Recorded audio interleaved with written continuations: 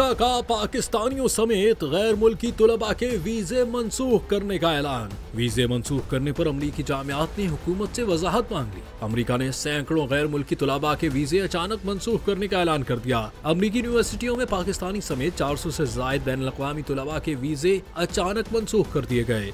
अमरीकी मीडिया के मुताबिक वीजे मनसूख करने पर अमरीकी जामियात ने हुकूमत से वजाहत मांग ली। दूसरी जानिब स्टूडेंट वीजा पर अमरीका जाने वालों के सोशल मीडिया की छानबीन का फैसला कर लिया गया। न्यूयॉर्क टाइम्स की रिपोर्ट के मुताबिक अमरीकी वजीर खारजा मार्को रूबियो ने सिफारतकारों को वीजा दरखास्त गुजारों के सोशल मीडिया प्रोफाइल की कड़ी निगरानी का हुक्म दे दिया। मार्को रूबियो ने 25 मार्च को सिफारतकारों के नाम मरासला भेजा, जिसमें कहा गया कि वीजे की दरखास्त देने वाले अफराद के सोशल मीडिया मवाद की छानबीन करें, जिसका मकसद अमरीका और इसराइल पर तनकीद करने वालों को अमरीका में दाखिले से रोकना है। कबल अज़ीं अमरीकी वज़ीर ख़ारजा ने जनूबी सूडान से ताल्लुक़ रखने वाले तमाम पासपोर्ट होल्डर्स के अमरीकी वीजे मनसूख करने का ऐलान किया है।